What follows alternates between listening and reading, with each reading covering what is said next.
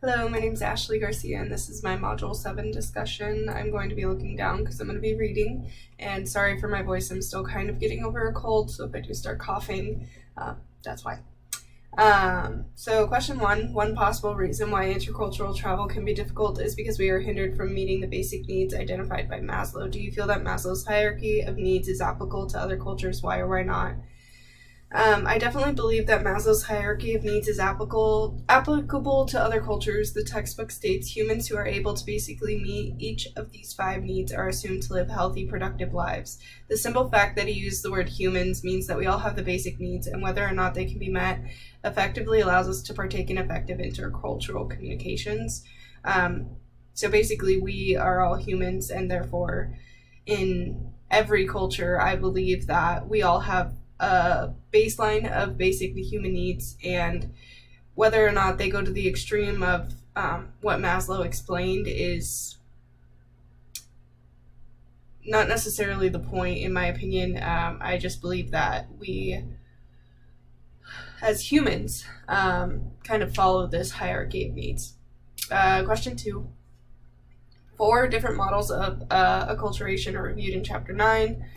Which of these best reflects your personal experiences? Why? Provide an example of when you've experienced acculturation through a perspective of one of these models. So I believe the U-curve model best describes my personal experiences with traveling. It may not be to the extent of crisis, but I definitely have been out of my comfort zone when going to Mexico with my husband. The reason this describes my personal experiences is because when I went to Mexico, I was extremely excited to see where he spent his first 7 years of life. I experienced the honeymoon phase, and then I entered crisis when I crossed the border and I was traveling in a car with my husband, his father, who was driving, and my 3-month-old daughter. It was almost like as soon as we crossed the border, all traffic laws were obliterated.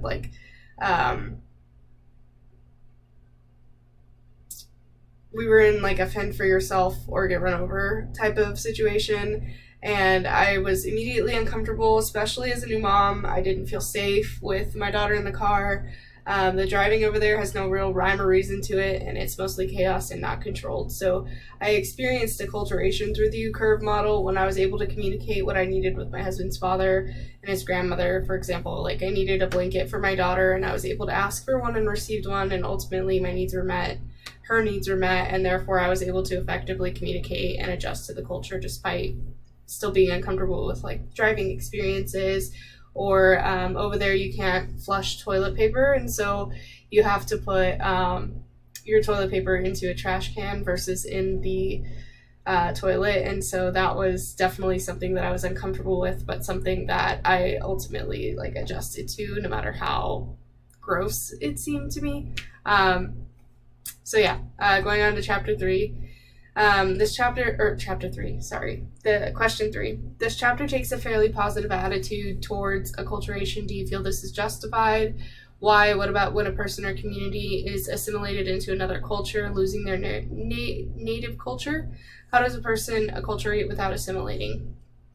I feel it's justified because I feel it's justified because when you become acculturated, you become able to communicate your basic needs and you're able to have them met. When a person is assimilated into another culture, I don't believe they're losing their native culture, but they're merely adapting to the new culture. They're seeing and recognizing the values of the culture and adapting to them, but not necessarily taking them to heart.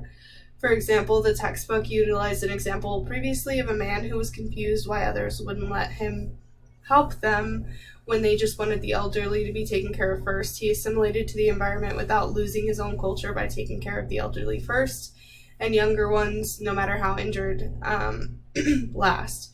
That didn't dismiss his culture because he wouldn't practice that in America. When he came home, that wouldn't be something he would do, but it merely allowed him to adapt to overcome the obstacles he was facing at the time. For the last part of the question, I'd like to quote the textbook definition of acculturation. Acculturation is developing the ability to communicate appropriately and effectively within a cultural community in which you were not raised. I believe that one can acculturate without assimilating by merely communicating your needs instead of adapting to their ways. For example, the man could have said, I need to go to the bathroom before attending to the elderly people, and this would have been acculturating, being able to effectively communicate without assimilating, adapting to their values and beliefs. It's a vague example, kind of unrelated, but I believe it gets the point across. Chapter 5. In this chapter, it is argued that returning to your own culture can be just as difficult as going to a new culture in the first place. Do you really believe this? Why or why not? What experiences have you had or observed that support your position? So I definitely believe that returning to your own culture can be just as difficult as going to a new culture in the first place. An experience that I had was my husband went on a deployment in 2017 to 2018. He was gone for 7 months, and when he came home, he was very off-putting. He didn't really want to be touched, didn't really want to be a part of the family lifestyle we had going on, even though we didn't have kids, we had dogs. And he didn't really want to go out, he didn't really want to hang out, and so it was just different for me to see that for him. And so I told him about the process of reverse culture shock, or the concept of reverse culture shock, and he told me that he believes that that is the case, and that is what's happening when you come home from like a deployment, because you kind of need a section or a period of time of quietness and stillness, and to kind of just regain what you're going through and kind of just readapt and put yourself back in that situation. So I definitely believe that returning to your own culture can be just as difficult, because you're learning the new ways that your physical environment has changed and the new ways that your emotional environment has changed, and just how to re-enter basically the life that you were once living in. So yeah, that's my discussion post, and thank you for listening. Have a great day.